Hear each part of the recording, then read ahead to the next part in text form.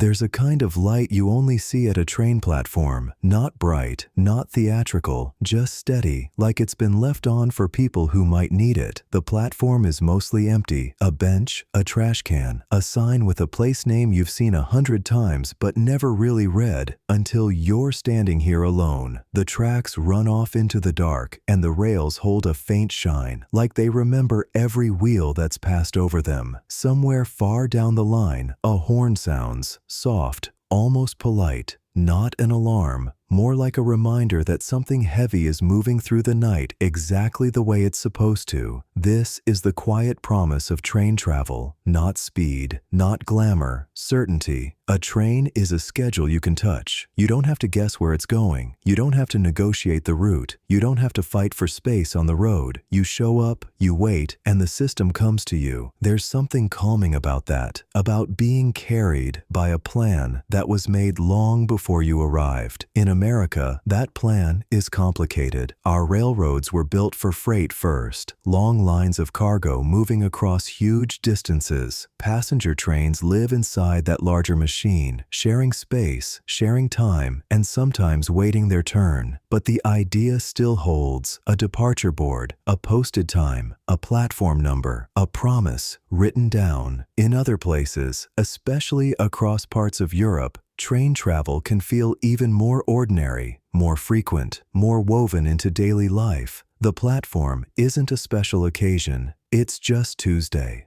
Another train, another connection, another quiet agreement that people can move without starting from scratch every time. Tonight, we're going to talk about the business of that agreement, the economics behind the lights, the schedules, the crews, the tracks, and the simple fact that a seat on a train is a product you can't store or save for later. So, if you're listening to this to wind down, you're in the right place. Let the pace stay slow. Let the language stay gentle. And if you like these calm business stories, take a second to like and subscribe. It helps more tired minds find their way here. And leave me a comment with where you're watching from, your city, your state, your country. And tell me, are trains a normal part of life where you live, or something you only think about when you travel? Tonight, we're going to be simple about this. Not romance, not nostalgia, not the golden age, just the business. How train travel actually works as a product, a system, and a set of decisions that have to add up. Because train travel isn't one thing. In the US, it's really 3 different businesses living under the same word. First, Intercity Rail. This is the train that replaces a drive or a short flight, moving between cities with a timetable you can plan around. In America, that mostly means Amtrak, and in a few places it also means Brightline, a more modern, corridor-focused version of the idea. Second, Commuter and Regional Rail. This is the daily rhythm train, the one built around work hours, school hours, and the steady flow of people in and out of a city. Systems like NJ Transit, Long Island Railroad, Metro North, SEPTA, MBTA, Metra, Caltrain, each one a little different, but all selling the same quiet promise: you can live here and still get there. And third, experience travel. This is where the train isn't just transportation, it's part of the reason you go. Sleepers, scenic routes, long-distance rides where the pace is slower, the views are wider, and the trip itself becomes the product. These 3 categories share rails, stations, and sometimes even the same brand name, but the economics underneath them are different. Different customers, different schedules, different costs, different expectations. So tonight, we'll move through all 3, mostly from the American point of view, then gently compare that to Europe, where train travel often has a different baseline, more frequency, more connections, and a feeling of being normal in everyday life. No arguments, no hot takes, just a calm look at how the whole thing stays standing, one departure, one arrival, one quiet agreement at a time. Before we get into numbers and brands, it helps to hold a simple map in your mind, just a gentle way to understand why train travel can feel so different depending on where you are. In the United States, the modern rail system was shaped, more than anything, by freight, long distances,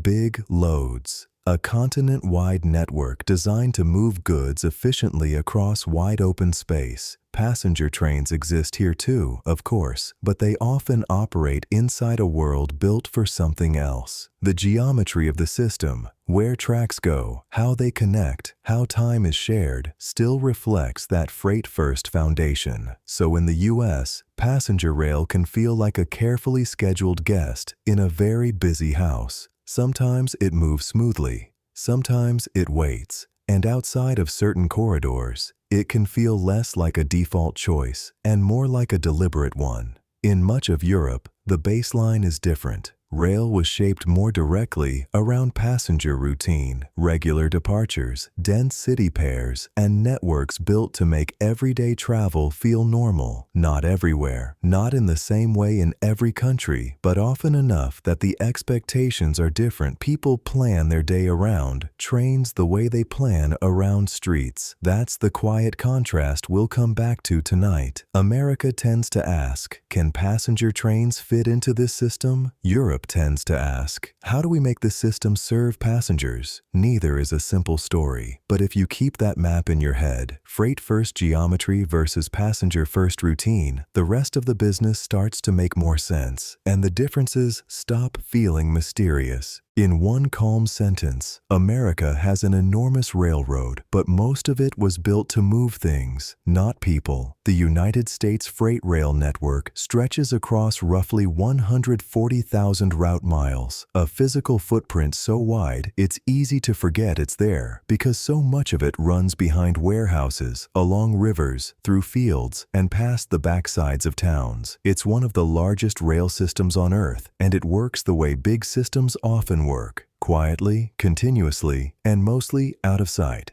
That scale matters because it sets the tone for everything passenger rail tries to do here. In the US, passenger trains don't sit at the center of the rail story. They operate inside it. Think of the railroad as a living network with its own priorities, freight schedules, yard movements, dispatching decisions, maintenance windows, and the slow math of moving heavy loads efficiently over long distance. The tracks are a shared space. Time on the tracks is a shared resource. And in many places, passenger service is shaped by the simple fact that the rails were designed to serve commerce first. So when you ride a passenger train in America, whether it's Amtrak between cities, a commuter train into downtown, or a long-distance route where the journey becomes part of the reason, you're not just buying a seat and a view. You're buying into a negotiated timetable. You're stepping onto a system that already has momentum, and you're asking it to make room for you. This is why US rail can feel the way it does. Powerful, real, and sometimes oddly fragile. The infrastructure exists.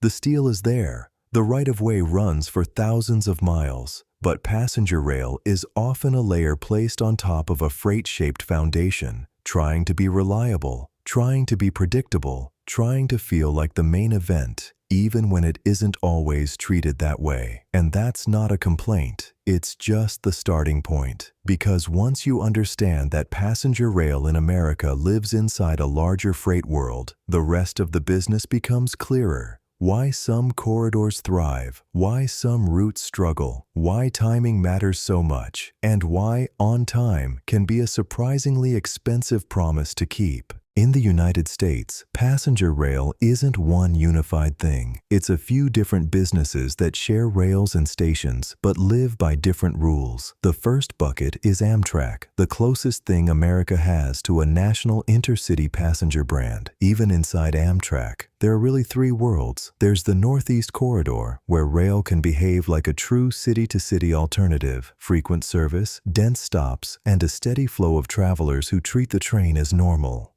Then, there are the state-supported corridors, routes that work because states help fund service where the demand is real and the geography cooperates. And then, there are the long-distance trains, which aren't just transportation so much as a moving cross-section of the country, overnight trips, dining cars on certain routes, wide landscapes, and a slower relationship with time. Same logo on the side, very different economics underneath. The second bucket is Brightline. And it stands out because it's rare here. a private intercity passenger rail operator trying to make corridor rail feel modern and intentionally designed. In Florida, Brightline sells more than a seat. It sells an experience that's closer to a premium travel product. Clean stations, clear branding, predictable messaging, and a sense that rail can be something you choose on purpose, not something you tolerate. It's still bound by the realities of land, right-of-way, and infrastructure, but its business posture is different. Focused corridor, focused market, focused presentation. And the third bucket is commuter and regional rail, the public service side of the story. These systems are built around a daily rhythm, suburbs and neighborhoods feeding into a city in the morning and flowing back out at night. They're often supported by public funding because what they sell isn't just a trip, it's a functioning metro area. They reduce congestion, expand the labor market, and quietly hold together the idea that you can live in one place and reliably earn a living in another. That's why commuter rail behaves less like an airline and more like a utility, measured in consistency, capacity at peak hours, and the ability to show up tomorrow and do it again. 3 buckets, 1 word, train, and each one answers a different question. Amtrak asks, can we connect cities across a huge country? Brightline asks, can intercity rail be a premium choice? Commuter rail asks, can a region move its people every day without breaking down? In the United States, passenger rail isn't one unified thing. It's a few different businesses that share rails and stations, but live by different rules. The first bucket is Amtrak, the closest thing America has to a national intercity passenger brand. Even inside Amtrak, there are really 3 worlds. There's the Northeast Corridor, where rail can behave like a true city-to-city alternative, frequent service, dense stops, and a steady flow of travelers who treat the train as normal.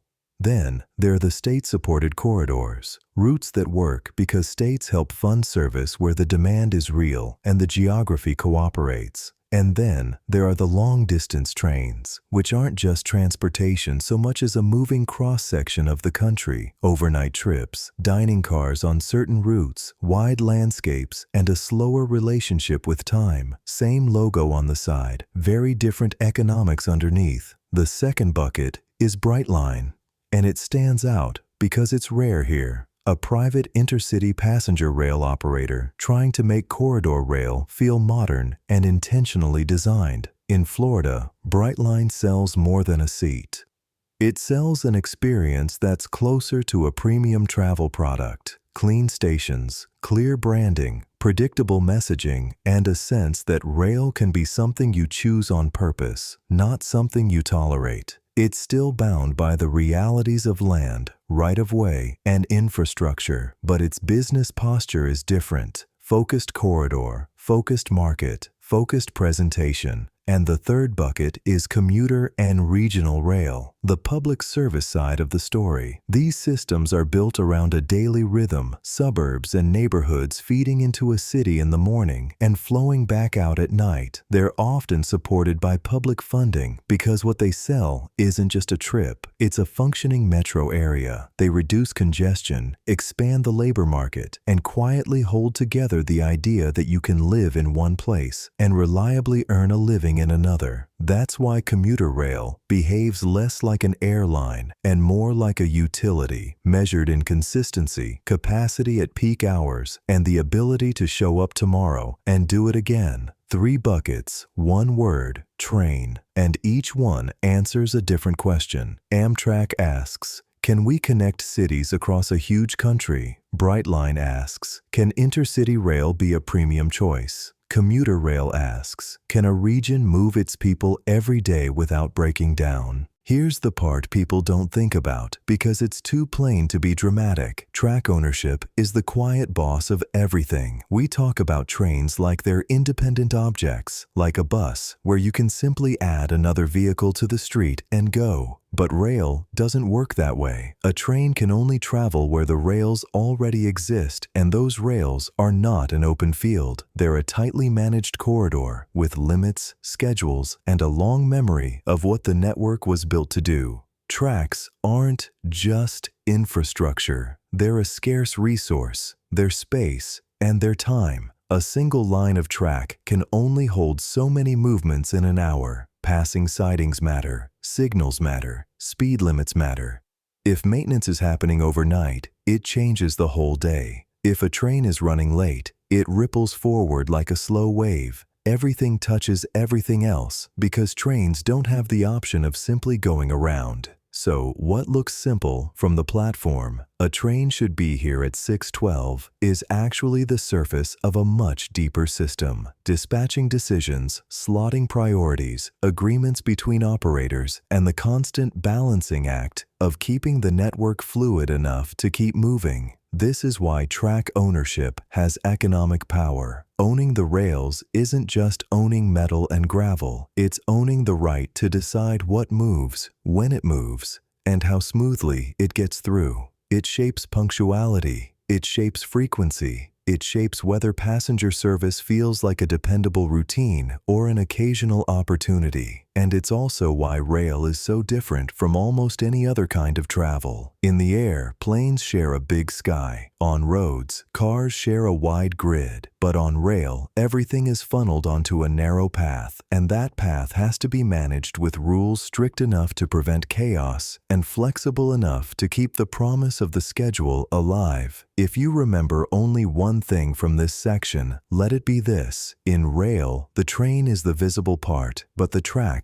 are the business. In the United States, the railroad was built to do a very specific job: move freight, not occasionally, not as a side business, as the main event. That freight-first reality shows up everywhere, even when you're sitting in a clean passenger seat with a ticket in your pocket. A freight railroad thinks in different units, not how many passengers, but how many tons, how many cars, how many miles, how many minutes a locomotive can stay productive. Freight trains are long, heavy, and expensive to stop and start. They need room. They need momentum. They need predictable paths through busy territory, yards, junctions, single-track stretches, bridges, and bottlenecks that everyone has to share. And because freight is the dominant customer of the network, the habits of the network tend to serve freight first. That's why passenger rail in much of America can feel like it's operating inside someone else's house. The passenger train has a schedule, yes,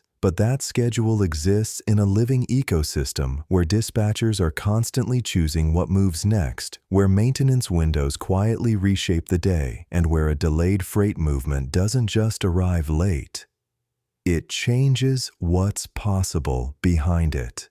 This is also why frequency is such a big deal. In places where passenger trains run often, where they feel normal, you can build a rhythm around them. But in freight-shaped territory, adding passenger frequency isn't just running more trains. It means negotiating for more time on the rails, more slots, more priority, sometimes more infrastructure, extra tracks, better signals, longer sidings, so that passenger service can be reliable without breaking the freight machine that the country depends on. You can name the big freight owners: BNSF, Union Pacific, CSX, Norfolk Southern, and it still comes down to the same quiet truth. In the U.S., passenger rail often succeeds not just because people want it, but because the surrounding freight system can make room for it without losing its own efficiency. So when people ask, why doesn't America have trains like Europe? This is one of the calm answers. Not politics, not personality, not willpower, geometry, and priority. A continent-sized freight railroad creates a certain kind of rail world, and passenger trains,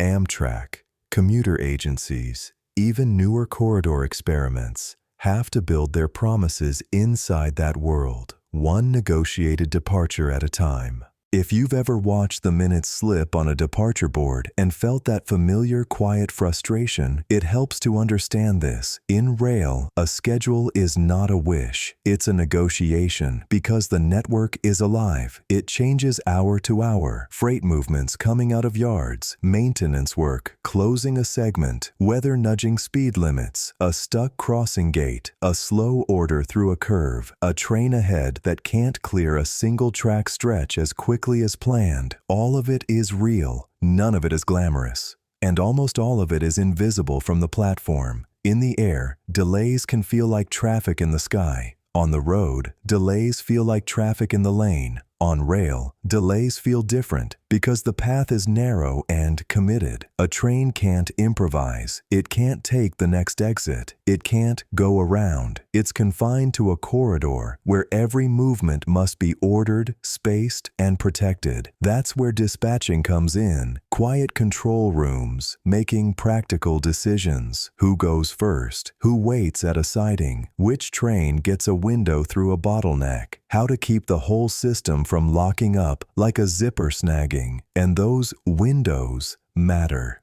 Time on the track is a resource you can't manufacture in the moment. If a passenger train's planned slot collapses because something else ran long, or a segment was occupied, or a meet didn't happen where it was supposed to, then the train isn't just late. It's out of position. It has to be placed back into the moving puzzle. That's why some delays feel structural, not personal, not someone messed up, but the system is saturated, or the corridor's constrained, or the network is doing what it can with what it has. This is also why rail economics can be counterintuitive. People assume the business goal is speed, always faster, always quicker, but often the business goal is something quieter. Permission to move through shared territory at the right moment, permission to occupy track space without breaking the rhythm of everything else, permission to keep a promise that depends on thousands of small promises lining up behind the scenes. Sometimes the business isn't speed, it's permission, and when you see it that way, the departure board stops being an insult. It becomes a little window into a living system, trying, calmly, constantly, to fit one more train into the night. Amtrak's business problem is easier to understand when you state it kindly without pretending it's simple. Amtrak is asked to be more than a company. It's asked to be a national service, a way for people to move between cities, across states, and sometimes across enormous distances, even when the demand is uneven and the geography is relentless. It's asked to keep certain places connected, not just the profitable ones. It's asked to be there for travelers who don't drive, who can't fly, who don't want to fly, or who simply prefer a slower kind of trip. That's a public goal, and public goals matter. But at the same time, Amtrak is also asked to behave like a competitive travel option. It has to win people over who could drive instead, or fly instead, or stay home instead. It has to persuade travelers that a train is worth the time, worth the ticket price, worth the uncertainty, especially in parts of the country where rail isn't frequent enough to feel routine. So Amtrak lives in a balancing act. On one side, service obligations, political realities, infrastructure limits, and the quiet expectation that the railroad will keep showing up, even when the route is hard. Even when the margin is thin, even when the trip isn't efficient by modern standards. On the other side, the traveler's simple question, is this the best way for me to get there? And that question is brutally practical.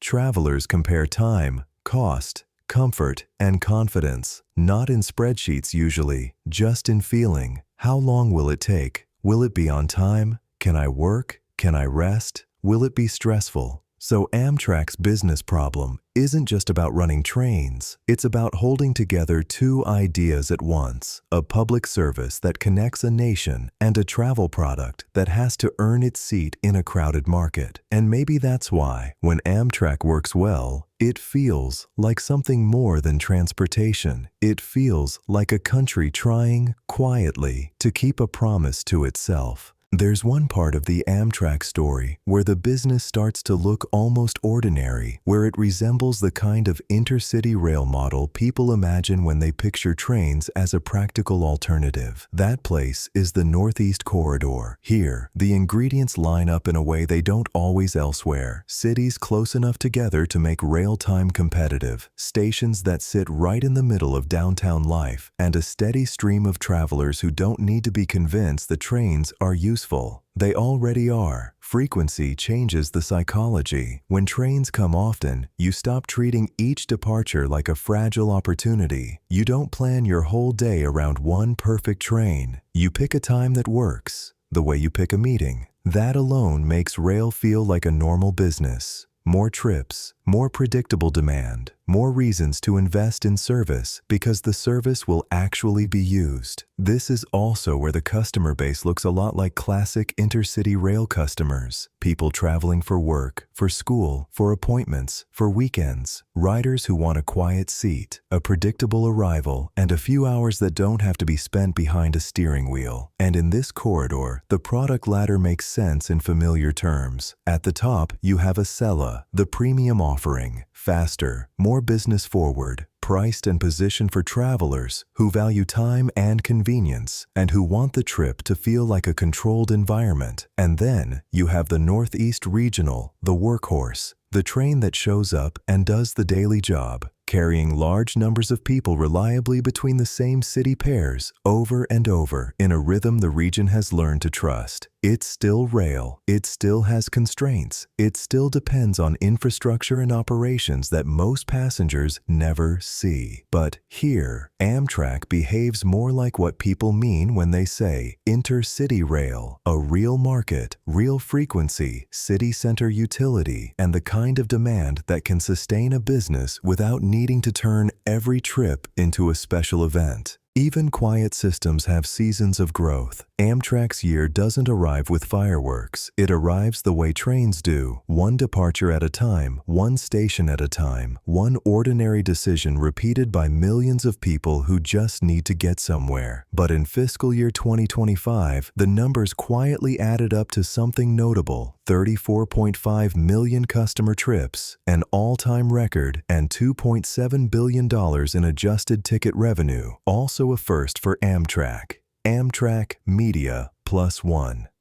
If you say those numbers out loud, they sound like headlines, but the reality behind them is softer. It's a morning train that felt easier than driving, a student ride home, a weekend trip where the station was closer than the airport, a business traveler choosing a seat with a table and a little bit of calm. In other words, demand isn't only about romance. It can be about practicality, about friction, about what feels manageable. And it's worth noticing what makes a record year meaningful in a rail context. Rail is not a business where you can instantly scale up when more people show up. You can't just add a few more planes. The system has fixed edges: track time, train sets, crews, maintenance windows, station capacity. Growth has to squeeze through real constraints. So when ridership rises, it suggests something deeper than a lucky season. It suggests that, in the right places, the train becomes a habit. And when it becomes a habit, it starts to behave like a stable product, something people choose without making a speech about it. That's the gentle economic signal here. People are responding to the quiet promise: show up, sit down, and let the system carry you. Not every route, not every day, not every corridor, but enough of them to set a record. And records like that don't change the whole country overnight.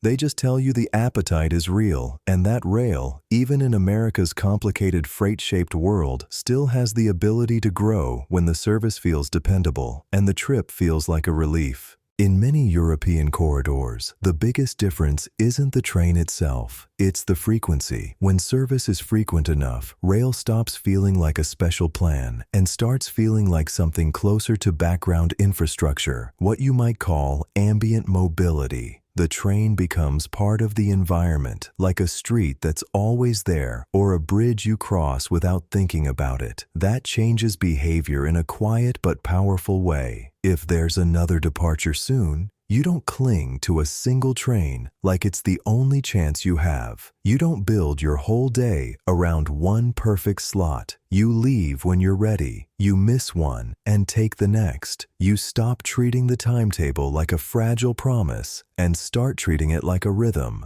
And that's the business effect. Frequency creates routine. More routine means more riders who aren't train people. They're just people going to work, meeting friends, heading home. Choosing rail the way someone chooses an escalator instead of stairs, because it's simply the normal tool available. High frequency also smooths demand. It spreads riders across departures. It reduces the emotional cost of delays because the system doesn't feel like it hinges on one moment, and it makes the whole product easier to sell because the sales pitch becomes almost invisible. You don't have to persuade someone to try the train. You just point to the fact that trains come often, so the train becomes the default middle distance choice. That's the gentle contrast to keep in mind as we move forward. In much of the US, rail can feel like an event you plan. In many European corridors, frequency turns rail into something you simply use. Commuter rail is a different product entirely, even if the vehicle looks similar. Intercity trains sell a trip. Commuter trains sell a life arrangement. What they're really selling is a simple, powerful sentence. I can live here and work there. That's the product, not the seat, not the scenery, not even the timetable. The timetable is just the tool that makes the arrangement possible. Commuter rail is built around routine, not adventure. It's designed for repetition. The same stations, the same stops, the same flow of people moving in the same direction at the same hours, day after day. Mornings pull people toward the city. Evenings push them back out again. That peak direction pattern is the heartbeat of commuter rail. And it shapes everything. How many trains run, how long they are, how platforms are managed, how crews are scheduled, and what good service even means. Because commuter riders aren't usually asking for a special experience. They're asking for the ability to keep their day from falling apart. And the money reflects that. Commuter rail often relies on weekly and monthly passes, the subscription side of transportation. You're not buying one ride. You're buying access to a predictable commute. A pass turns rail into a utility, something you budget for, something you depend on, something you barely think about until it isn't there. That's why commuter rail is measured differently than intercity rail. The key moments are the peaks, the crowded trains that have to show up on time because a whole downtown schedule depends on them. The evening departures that need to be reliable because people are tired and just want to get home. So if intercity rail is about choosing a trip, commuter rail is about choosing a map for your life, using rails to stretch the size of a city and making distance feel manageable, one repeated morning at a time. Here's the quiet truth about commuter rail money. Fares matter, but fares usually aren't the whole story. A commuter system can collect a lot of tickets and still struggle because the costs don't politely shrink when ridership dips. Tracks still need maintenance, signals still need upgrades, crews still need to be scheduled, trains still need to be inspected, cleaned, repaired, and stored. The system has a fixed, physical backbone that has to stay healthy whether the cars are full or half full. So, commuter rail often lives on a mixed diet. Passenger fares, yes, but also public funding, grants, dedicated taxes, regional budgets, and the steady push and pull of political support. Not because it's failing, but because its value isn't limited to the people who buy a ticket. Commuter rail supports a whole metro area. It reduces congestion. It expands what employers can hire. It affects housing patterns. It keeps downtowns reachable without requiring endless lanes of highway and endless acres of parking. In that sense, the train isn't only a service for riders, it's part of the operating system of a city. That's why the best gentle framing is this. It's less like an airline, more like a city utility. Airlines can cancel a route and move the plane somewhere else tomorrow. Commuter rail can't pick up the tracks and relocate. It's embedded, it's long-term. It's a public tool that has to keep working, not just in profitable moments, but in the daily, ordinary life of a region. And when you look at commuter rail that way, the funding debates make more sense. People aren't arguing about a product like a snack brand. They're arguing about infrastructure, about what kind of city they want to have and how reliably they want it to function. In a lot of European rail networks, the commuter story blends more smoothly into the rest of the system, and one of the reasons is simple: dense nodes and integrated transfers. When cities are closer together and stations sit at the center of daily life, the network can behave less like separate services and more like one connected organism. The design goal isn't just run a commuter train into downtown, it's make the whole network feel usable in one mental step. That's where time transfers come in. The quiet choreography of connections. Trains arrive, people move across a platform or down a corridor, and another train is already waiting in a predictable window. It's not perfect everywhere, and it varies by country, but the emphasis shows up often enough to change the feeling of travel. You're not stitching together a trip with luck and stress. You're moving through a plan. Interline connectivity does something subtle to the passenger experience. It lowers the number of times you have to start over. You don't mentally reset at every boundary: bus to rail, local to regional, regional to intercity. Those boundaries still exist, but they're softened by coordination, shared ticketing in many places, consistent signage, and the assumption that transferring is normal, not a failure. And the business effect is exactly what it feels like from the rider's side: less friction, fewer mode boundaries. When the network is designed to connect itself, it creates a different kind of demand. People don't have to be rail enthusiasts. They don't have to plan like they're solving a puzzle. They just move. City to suburb, suburb to another city, local to long distance, without feeling like each step is a separate purchase of courage. That's the gentle contrast to commuter rail in much of the US, where systems are often excellent within their own region, but less consistently stitched into a single, unified rail routine across regions. In Europe, the everyday design assumption is often, you will connect, and that assumption, repeated, becomes comfort. Brightline's model, in one sentence, is this: pick one corridor where people already move, make the experience feel clean and intentional, and sell the train like a modern travel brand. It's a different flavor of rail than most Americans are used to, not because the rails are magical, but because the business posture is. Brightline isn't trying to be everywhere, it's trying to be good in a specific place. Florida city pairs where highways are busy, airports are crowded, and time has a way of disappearing.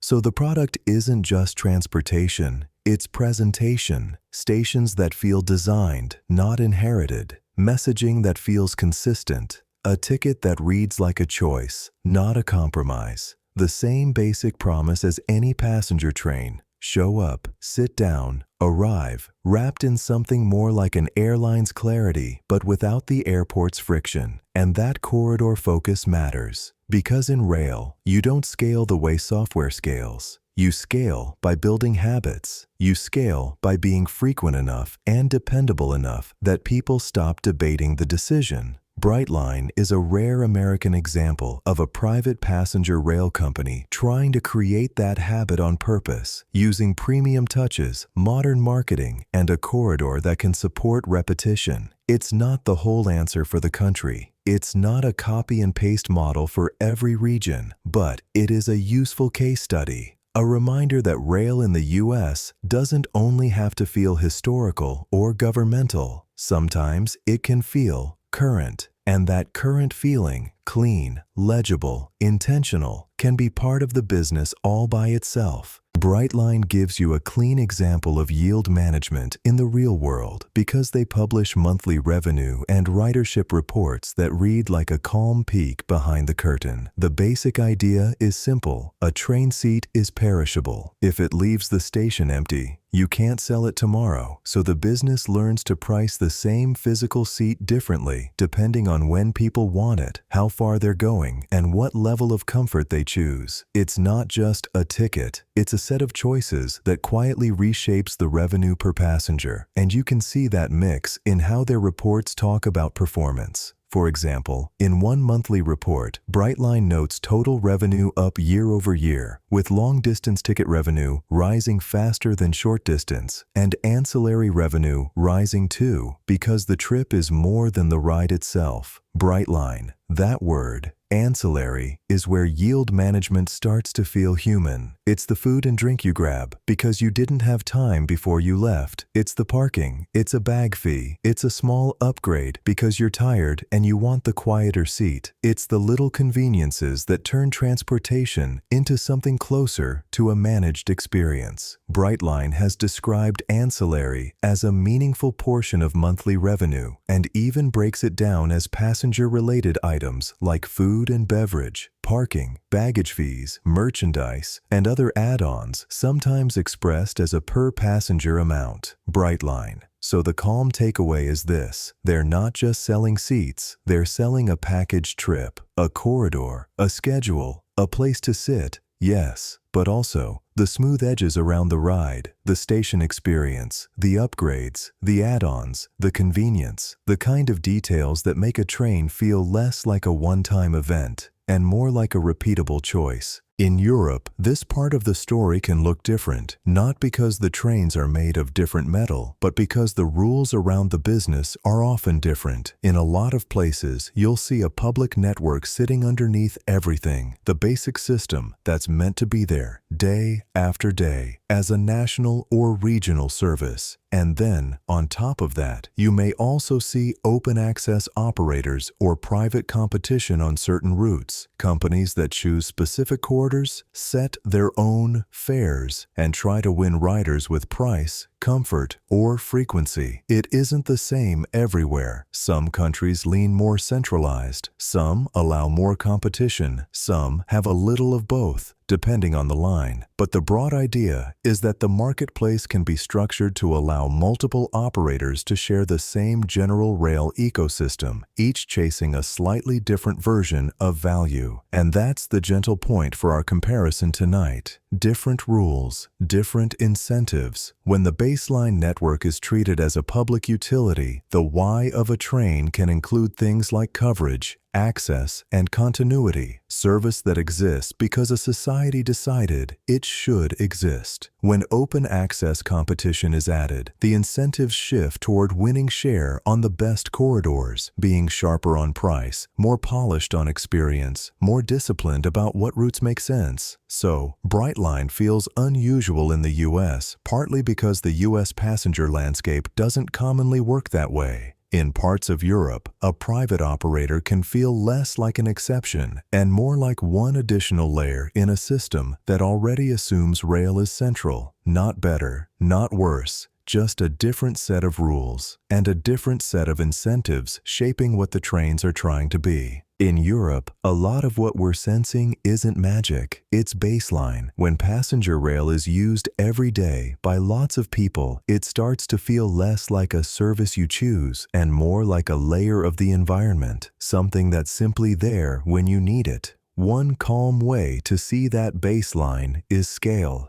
In 2024, rail passenger transport across the EU totaled about 443 billion passenger kilometers. That's not a brag, it's a clue. It tells you how many ordinary trips are being absorbed by the rails, commutes, visits, weekends, appointments, connecting cities without needing a car for every step. And when a system carries that much everyday life, it starts to develop a certain kind of smoothness. Not perfection, just practice. Stations learn how to flow. Timetables get built around real patterns of demand. Connections become a normal expectation, not a high-stakes gamble. The whole machine gets repetition, and repetition makes the sharp edges dull. That's the gentle economic interpretation. Volume makes systems feel effortless, not because anyone is trying harder on an individual day, but because the system is being used enough to justify frequency, staffing, maintenance cycles, and continuous improvement. It creates feedback. It creates pressure to be legible. It creates a culture of, this needs to work, because tomorrow morning, millions of people will quietly depend on it again. So when Americans visit parts of Europe and say, it just feels easier, they're often feeling the business of normality, trains running often enough that nobody has to treat the timetable like a fragile plan. You don't need a heroic travel day. You just need to go, and the rails, almost casually, make room for you. One of the most calming things about many European rail corridors isn't the train. It's the feeling that the system is a single organism. That one network feeling comes from two quiet design choices: frequency and connections. Frequency does the first part of the job. When trains come often enough, you stop treating each departure like a rare event. You don't have to be perfect. You don't have to sprint. Missing one train doesn't mean your whole day collapses. It just means you take the next one. The system starts to feel forgiving, and that forgiveness is a real product. Connections do the second part of the job. In many places, the timetable is built around time transfers, arrivals and departures that are meant to meet each other in a predictable window. Not always, not everywhere, but often enough that the expectation becomes normal. I'll change trains, and it won't feel like a failure. And when time transfers work, they create a particular kind of calm. You step off one train and onto another without feeling like you've started a new trip from scratch. The station becomes a hinge, not a wall. That's where things like through ticketing and consistent wayfinding come in. If one ticket can carry you across multiple segments and the signage makes the logic obvious, the passenger doesn't have to hold the entire plan in their head. The travel experience becomes a simple mental model. One network, one journey, a few steps in between. Of course, it varies by country and by corridor. Some places are smoother than others. Some connections are tighter than they should be. Some systems feel fragmented. But when the network is designed around the assumption that people will connect, and when frequency makes those connections low stress, the business outcome is powerful. Rail stops being a mode. It becomes a default way to move through your day. Now we can circle back to the US constraint because it explains so much of the emotional difference people feel. Outside of the Northeast Corridor, American passenger rail often has to operate inside two realities at once: freight first ownership and lower corridor frequency. Freight first ownership means a lot of passenger service is sharing space with a system that was built, optimized, and scheduled around moving goods. That doesn't automatically make passenger trains bad, but it does make them more dependent on windows, dispatching decisions, and the day-to-day health of a network whose primary job is something else. And lower corridor frequency changes the psychology. When a train comes once a day, or only a few times, each departure carries more weight. You plan around it. You protect it. You worry about missing it. The trip becomes an event on your calendar, not something you slide into the day. That's why, in many parts of the country, rail can feel like a special occasion, not because trains are inherently special, but because scarcity makes them feel that way. If there isn't another one soon, the whole experience becomes higher stakes. People pack snacks like it's a journey. They arrive early like it's a flight. They treat the schedule like it's fragile. On the Northeast Corridor, frequency can soften all of that. The system feels closer to a routine. You can choose a departure like you choose a meeting time. Rail starts behaving like a normal Intercity product. But outside that zone, the combination of shared freight territory and limited departures shapes the brand of the experience. The train becomes something you take on purpose, something you plan for, something you tell people about afterward. And that's the constraint we keep returning to. It isn't just cultural, it's structural. The US doesn't lack rails. It lacks, in many corridors, the kind of frequent passenger-first rhythm that turns a train from an event into a habit. So, if we reduce it to a soft, honest contrast, something you can keep in your pocket, the difference often sounds like this. In many European corridors, the system is selling a feeling of leave whenever, not literally whenever, of course, but often enough that you don't have to treat the timetable like a fragile object. Trains come, connections are expected, and the network feels forgiving. The product is flexibility. The promise is that the system will catch you. In much of the United States, outside the Northeast Corridor, the system is often selling something more specific. This departure matters because departures are fewer, because corridors are longer, because passenger service is sharing space with freight priorities, because the next train may not be soon and the whole day can hinge on one posted time. And that changes everything about how rail feels. Europe's rail routine tends to lower the stakes. America's rail scarcity often raises them. Neither is a moral story. It's a business story, shaped by geography, history, ownership, and the quiet math of frequency. And once you see that, the differences stop feeling mysterious. They start feeling designed.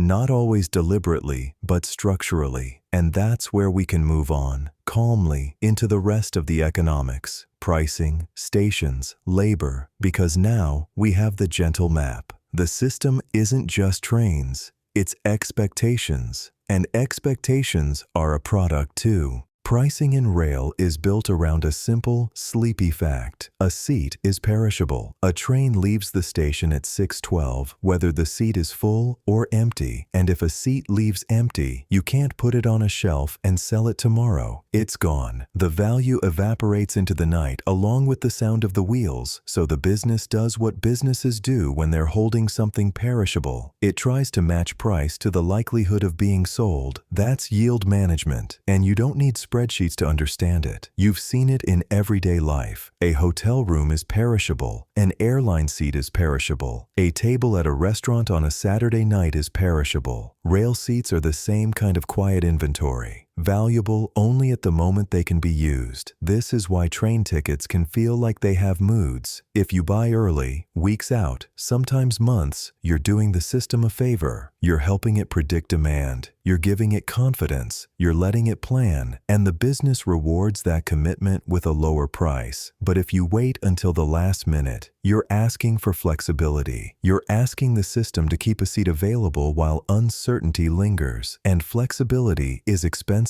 because the closer you get to departure, the less time the business has to recover if that seat doesn't sell. So the price goes up, not as punishment, but as a kind of gentle sorting mechanism. Early planners get a discount. Late decisions pay for the risk. There's also another quiet layer. Not every seat is the same, even if the cushion looks identical. Some departures are more desirable. Friday afternoons, Sunday evenings, early mornings in business corridors. Some routes carry different kinds of riders. Some trains are simply more crowded because the calendar says so. Pricing responds to those patterns the way water responds to gravity, flowing toward where demand is strongest. And if you're listening to this as you fall asleep, you can let that be the calm takeaway. In rail, the schedule is fixed, the seats are fixed, so pricing becomes the flexible part. It's the business trying, softly, constantly, to make sure the train leaves with as many useful seats filled as possible, because every empty seat is a small, silent loss that can never be recovered. Once you understand that a seat is perishable, the next thing makes sense too. Rail doesn't just price the trip, it prices the experience of the trip. That's why you see classes, sleepers, and bundles. They aren't decoration, they're a way to create different products out of the same moving machine. With Amtrak, the simplest ladder is familiar: coach and business in many corridors. Coach is the basic promise: space, a window, a ride you can settle into. Business class adds a little more quiet, a little more room,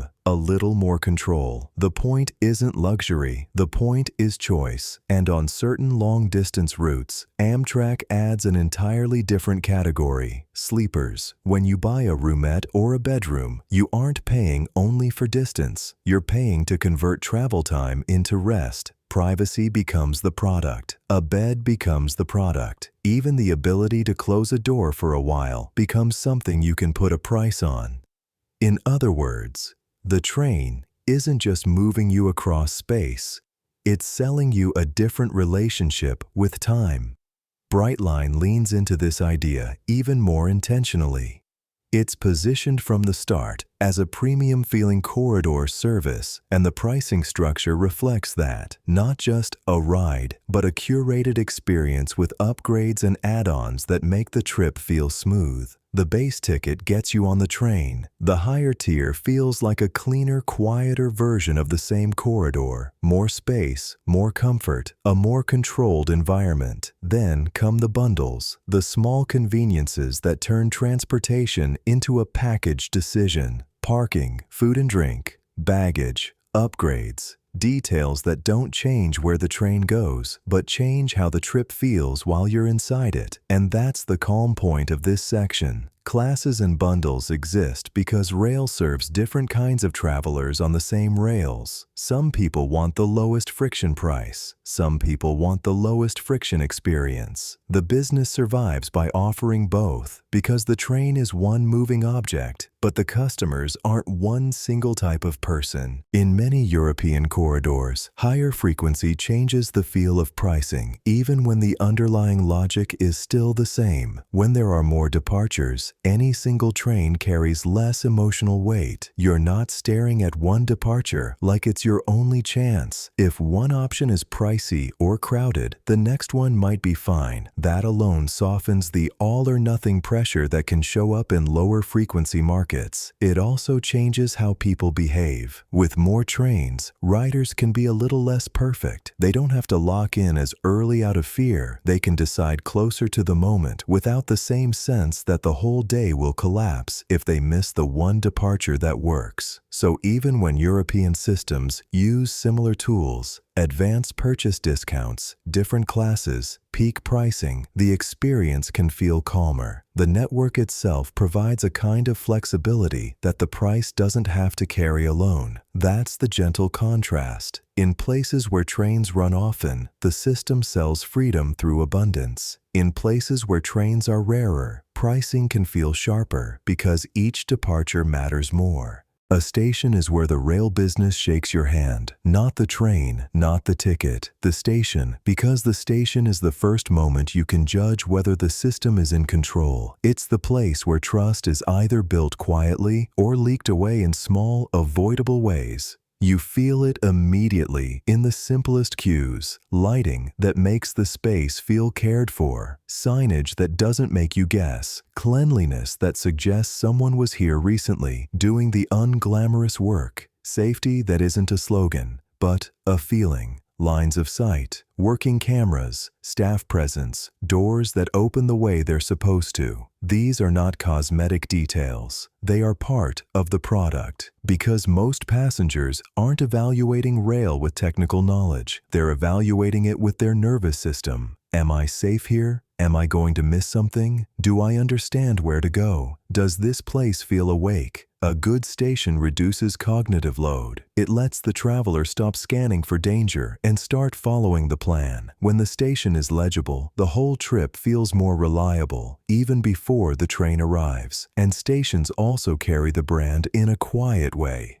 Amtrak stations can feel very different depending on the city. Some grand and civic, some modest and functional, some shared with commuter systems, some tucked into the edge of a downtown. Brightline stations, by contrast, often feel intentionally designed as part of the brand itself. Clean lines, clear messaging, a "we meant to do it this way" feeling. But the underlying role is the same. The station is the handshake. It's the moment the traveler decides whether this system system deserves trust today. And in a business built on schedules and promises, trust is not a bonus feature. Trust is the revenue.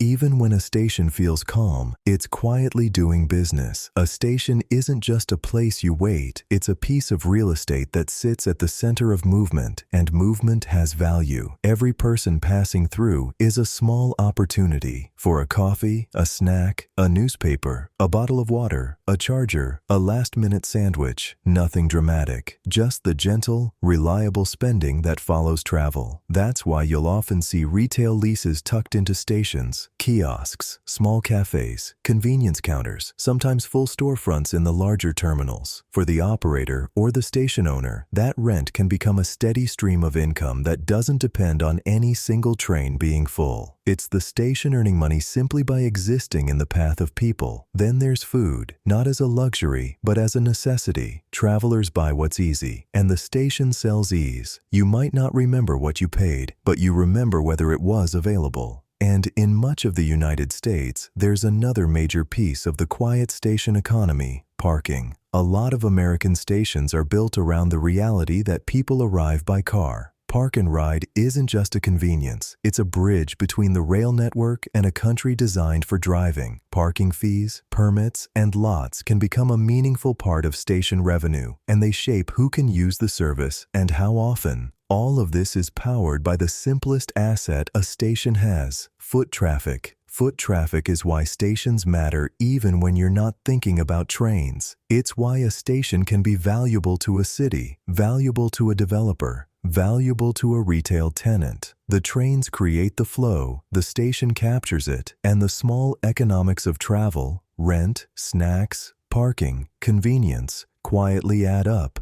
It's not the main business of rail, but it's part of how the whole system helps pay for itself, one ordinary purchase at a time. In many European cities, intermodal travel is treated less like a workaround and more like a habit, and the station is designed to make that habit feel natural. A good example is Cologne, where the main station, Köln Hauptbahnhof, sits right beside the Cologne Cathedral. You step off the train and you're not dumped at the edge of town. You're immediately in the center of the city, in the shadow of something enormous and familiar. The station doesn't feel hidden. It feels like it opens straight into the civic heart. Wikipedia +1. That physical closeness does something subtle to your nervous system. It reduces the "where am I" moment. You don't need to orient yourself with anxiety. The cathedral is a landmark you can't miss, and the space between the station and the plaza is essentially telling you, calmly, you're here. Wikipedia. Then the second part happens: the transfer.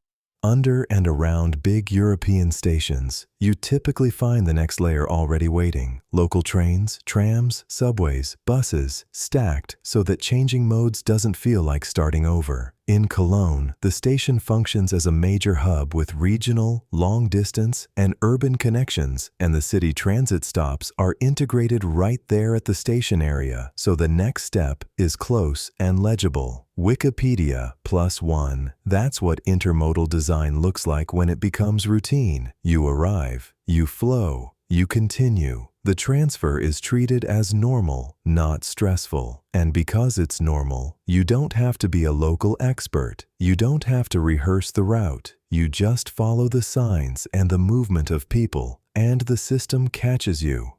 That's the business advantage hiding inside good design. When the seams are smooth, more people use the network more often, because the trip feels like one continuous system, not a series of separate problems. A train looks like steel and glass, but what really moves down the line is a set of people and procedures working together in the same quiet rhythm, day after day. There are crews, engineers focused on the feel of the train, its speed, its braking distance, the texture of the rails, in different weather, conductors who manage the human side of the ride, doors, tickets, safety checks, communication, the small practical problems that happen whenever you move a lot of people through a narrow space.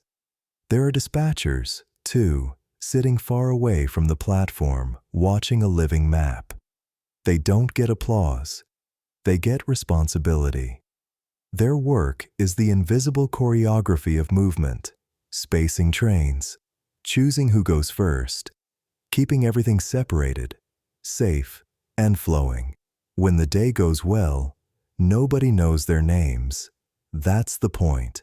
And then there are the maintenance teams, the people who touch the system when it's not performing for anyone. Track crews, signal technicians, electricians, mechanical teams in yards and shops. They're the reason the train can be ordinary. They're the reason ordinary doesn't become dangerous. This is where the word safety becomes something more than a slogan. Rail safety is built out of training and rules that can feel almost boring from the outside. Checklists, inspections, speed limits, signal indications, radio procedures, rest requirements, the constant discipline of doing things the same way, even when nobody is watching. That sameness is not bureaucracy for its own sake. It's a kind of quiet protection, because trains are heavy, because stopping distance is real, because one mistake on a shared corridor can echo outward into people you'll never meet. So the human system behind the steel isn't just labor, it's the structure that makes trust possible. When you sit down in a seat and the car begins to glide forward, you're not only being carried by the locomotive, you're being carried by training, by practice, by rules that were written in response to old lessons, by people who show up, do the job, and hand the system off to the next shift like a relay. And if the ride feels calm, if it feels like you can exhale, that calm is often the end result of many unseen humans doing something beautifully plain, making sure the train can be boring. Most people experience rail in daylight, in public, in motion, but the railroad's most important work often happens when the audience is gone, because rail is a wear business, steel on steel, weather on equipment, vibration, heat, cold, water, salt, time. The system is constantly being used up, quietly, and if you don't replace what's worn, the whole promise starts to fray. That's why maintenance becomes an after-hours business. Late at night and early in the morning, the railroad creates track work windows, small slices of time when trains are reduced or rerouted so crews can step onto the right-of-way and do what has to be done. Sometimes it's obvious. A slow order, a detour, a delay, but often it's invisible. A crew tightening fasteners, replacing components, checking a switch, testing a signal, work that doesn't look dramatic but keeps tomorrow from becoming unsafe. Then there are the inspections, the steady rituals that make rail trustworthy. Rolling stock inspections, brake checks, door checks, mechanical walkarounds, systems tests, nothing flashy. Just repetition, the kind of repetition that prevents bad surprises. And there are yards,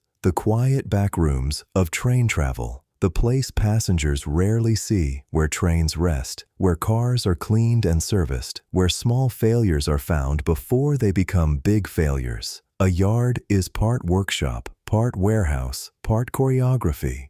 Cars are moved, coupled, uncoupled, staged, stocked, repaired. The system is being reset so it can perform again in the morning. This is the part of rail economics that can be easy to underestimate. Maintenance costs money, and maintenance takes time, and time is the scarce resource. Every hour spent repairing is an hour the track or train isn't serving passengers. But the alternative is worse. A system that becomes unreliable, then unsafe, then unusable. So rail operators live inside this quiet bargain. You borrow availability from the schedule so you can pay it back in reliability. And that brings us to a line worth holding on to. The service day is what you see. The repair day is what protects it. If the train feels calm and ordinary when you ride it, it's often because somewhere, in the dark, someone did unglamorous work at the exact right time, so you could arrive without thinking about how close the system always is to wearing out. In many European passenger networks, the maintenance story has a slightly different flavor because two conditions tend to show up more often: standardization and high utilization. Standardization means fleets, procedures, and infrastructure can be more uniform across a network.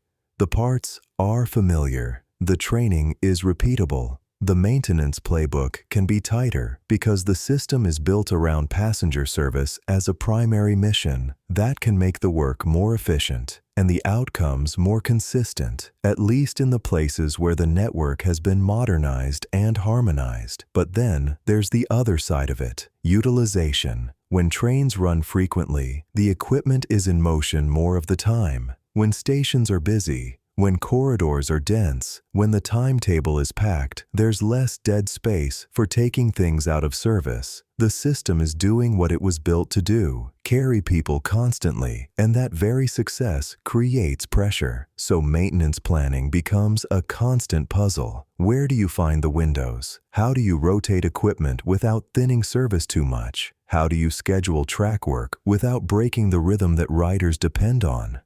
How do you replace components on a network that barely sleeps? It's a different kind of constraint than the US freight-shaped world, but it's still a constraint. A high-demand passenger system has to keep itself healthy while staying present. It has to repair itself in the margins, overnight, between peaks, in carefully staged intervals, because the public expectation is that trains will keep coming. So the gentle comparison is this. In the US, maintenance windows are often negotiated inside a freight-first geometry. In many European corridors, maintenance windows are negotiated inside a passenger-first intensity. Different systems, different pressures, same quiet goal. Keep the promise safe enough to repeat tomorrow. When you put trains into the market against cars and planes, you start to see that rail isn't trying to win everywhere. It's trying to win in a particular band of distance, a particular mood of travel, the middle distance. In the United States, trains tend to win when they can offer three quiet advantages. First, city centers. When a train departs from downtown and arrives downtown, it removes the long tail of the trip, the drive to the airport, the parking, the shuttles, the slow crawl out of a terminal. In the right corridor, the train can feel like it starts closer to your real life and ends closer to your real life. Second, usable time on board. A car demands attention. A plane demands procedures. A train, at its best, gives you a stretch of time that belongs to you. You can read, work, stare out the window, or do nothing at all. That has value, especially for people who are tired of being on every minute they travel. And third, certain corridors where the geometry cooperates. The Northeast Corridor is the obvious example, but there are other city pairs where a train can compete when the schedule is decent and the station locations are right. In those places, rail becomes a rational choice, not a sentimental one. In Europe, trains often win more often for a simple structural reason: dense city pairs and frequent service. When cities are closer and trains run regularly, rail becomes the default middle-distance option. The competition shifts. It's not, should we take the train, so much as, which train are we taking? Frequency turns the timetable into something forgiving, and density keeps the travel time in the sweet spot. So, the calm takeaway is this. In the US, trains win where they can feel like a relief, downtown to downtown, with time you can use, on corridors that support routine. In much of Europe, trains win because the network makes rail ordinary, dense, frequent, and easy to choose without making a whole production out of it. When you look at rail long enough, you start to see that the future doesn't arrive as a single dramatic leap. It arrives as maintenance, schedules, and small decisions that make tomorrow slightly easier than today. So no predictions tonight, just gentle possibilities. A corridor gets a little faster because a bottleneck is removed, a siding is extended, signals are upgraded, a curve gets reworked. A few minutes are shaved off not with heroics, but with better alignment between infrastructure and the timetable. A station gets clearer, brighter lighting, better wayfinding, a cleaner waiting area, a safer platform, the kind of improvements that don't make headlines but change how the whole trip feels, especially for first-time riders deciding whether rail is worth trusting. Reliability improves in small increments too.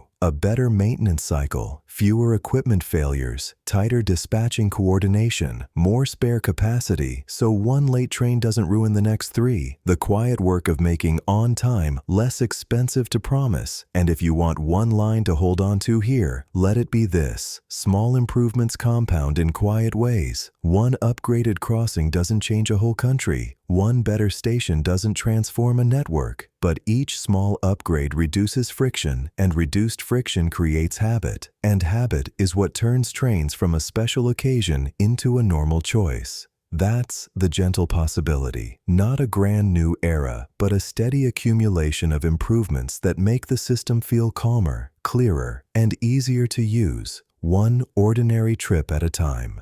We end where we began, back on the platform. The lights are the same steady lights. The rails still hold that thin line of shine. The air is cool, and the station has that late-night quiet where every sound feels a little clearer than it did during the day. Somewhere, a vending machine hums.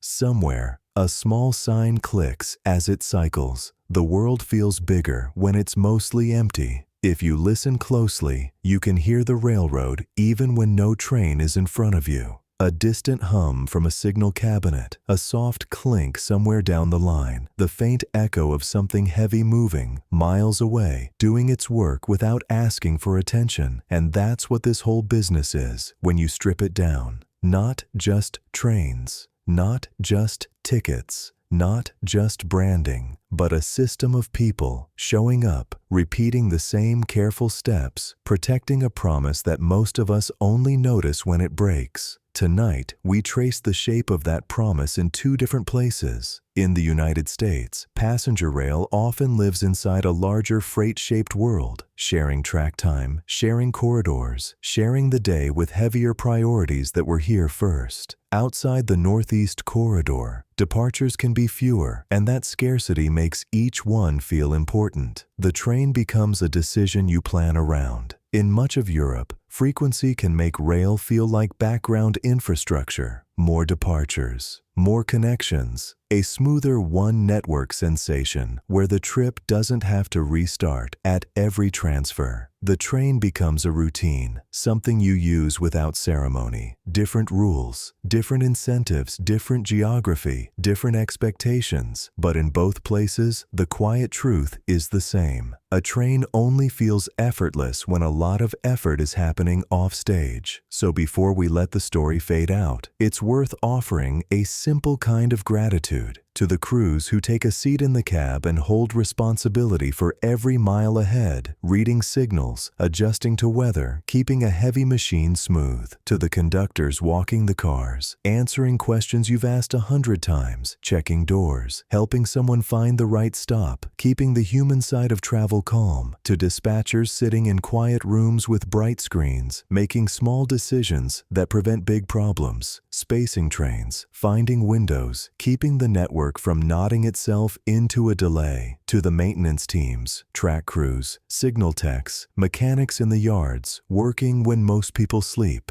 replacing what wears out, fixing what fails, inspecting what can't be allowed to surprise anyone, doing the unglamorous work that makes boring possible. And to the station workers, the cleaners, the security staff, the people who change light bulbs, clear snow, mop floors, and keep a public space feeling like it belongs to someone. A station is the railroad's handshake, and you can feel the difference when it's cared for. All of that labor adds up to something we tend to take for granted. A train that arrives, opens its doors, and lets you step into motion without panic. If you're listening to this as part of your wind-down, let the ending be gentle. Sleep doesn't usually arrive by force. It arrives by permission, little signals that it's safe to stop monitoring the world. A steady voice, a steady rhythm, the soft logic of a system doing its job. If your mind drifted in and out while we talked about rails and schedules. That's fine. That's the point. You don't need to remember every detail. You don't need to hold on to every number. Just keep the feeling of the platform, steady lights, a posted time, and the quiet relief of being carried by a plan. And if this kind of calm business story helps you rest, you're welcome to like the video and subscribe. It tells the algorithm to send this to more people who might need something quiet at the end of the day.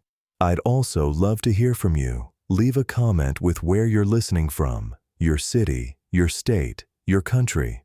Are trains a normal part of life where you live, or something you only think about when you travel? Check back for more gentle economics, calm stories about the systems that keep moving when we don't look at them. Either way, thank you for spending this time here with me. The platform stays, the schedule continues, the night shift keeps working, and for now, you can let your attention loosen. Good night.